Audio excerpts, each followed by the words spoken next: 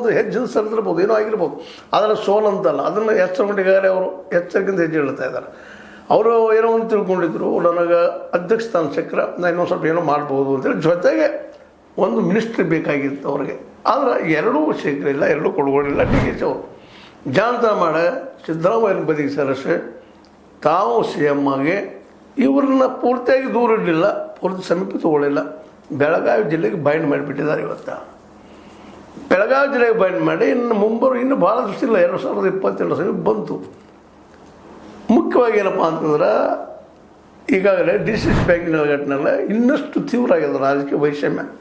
ಕತ್ತಿ brothers, ಕತ್ತಿ ಕುಟುಂಬಕ್ಕೂ ಮತ್ತು ಜಾರಕಿಹೊಳಿ ಕುಟುಂಬಕ್ಕೂ. ಹೀಗಾಗಿ ಇವತ್ತು ಕತ್ತಿಯವ್ರಿಗೆ ಇರೋದು ಏನಪ್ಪ ಅಂದ್ರೆ ಹುಕ್ಕೆ ರೀತಿ ಜನರು ತಾವು ನಿಲ್ತಾರೆ, ಏನೋ ಪ್ರಯತ್ನ ಮಾಡಿ ತಮ್ಮ ಅಣ್ಣನ ಮಗನನ್ನು, ಉಮೇಶ್ ಕತ್ತಿಯವ್ರ ಮಗನ ನಿಖಿಲ್ ಅವರು ಆಯ್ತು ತೊಗೊಂಡ್ಬರ್ತೀವಿ ಅನ್ನೋಂಥದ್ದು.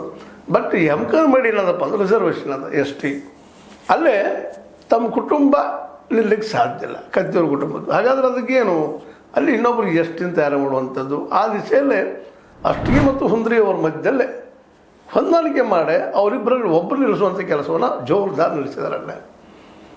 ಒಂದು ವೇಳೆ ಎಮ್ಕನ್ ಮರಡಿಯಲ್ಲೇ ಸತೀಶ್ ಅವರು ಸೋತ್ರ, ಯಾಕಂದರೆ ಹಿಂದೆ ಅಲ್ಪಾಂತರದಲ್ಲೇ ಅಷ್ಟಿಗೆ ಅವರು ಸೋತಿದ್ದಾರೆ, ಅದು ಗೊತ್ತಿದ್ದ ವಿಷಯ ಅದ. ಹುಂದ್ರಿ ಅವರು ಸ್ವಲ್ಪ ಹೆಚ್ಚಿನ ಮತಗಳಂತಲೂ ಸೋತಿದ್ದಾರೆ. ಆದರೆ ಇಲ್ಲೇ ಏನಾಗಿದೆಪ್ಪ ಅಂತಂದರೆ ಅವರಿಬ್ಬರೊಳಗೆ ಹೊಂದಾಣಿಕೆ ಇಲ್ಲದಕ್ಕಾಗಿ ಅದು ಲಾಭ ಜಾರಿಗೊಳಿಸಿಕೊಂಡವ್ರು ಮಾಡಿದ್ದಾರೆ. ಇವತ್ತು ಅವರಿಬ್ಬರನ್ನು ಒಂದು ಮಾಡುವಂಥದ್ದು. ಜೊತೆಗೆ ಕತ್ತಿ ಕುಟುಂಬದವರು ಪೂರ್ಣ ಪ್ರಮಾಣದಲ್ಲಿ ಎಮ್ಕನ್ ಮರಡಿಯನ್ನು ಆವರಿಸಿಕೊಳ್ತಾ ಇದ್ದಾರೆ ಇವತ್ತು. ಯಾಕಂದರೆ AB ಪಾಟೀಲರ ಹೊಡ್ಕೊಳ್ಳಿದ್ದೇವೆ ಅತ್ಯಂತ ಸಮೀಪದ ಸಂಕೇಶ್ವರ ಅವ್ರಿಗೆ, ಅದರ ಜೊತೆಗೆ ಕತ್ತಿಯವ್ರ ಕುಟುಂಬದಲ್ಲಿ ಪ್ರಾಬಲ್ಯದ. ಹೀಗಾಗಿ ಇಬ್ಬರು ಲಾಸ್ಟ್ ಟೈಮ್ ಹುಂದ್ರಿ ಅವರು ಮತ್ತು ಅಷ್ಟಿಗೆ ಅವರು ಇಬ್ಬರು ನಿಂತಾಗ ಏನಾಗಿತ್ತಪ್ಪ ಅಂತಂದ್ರೆ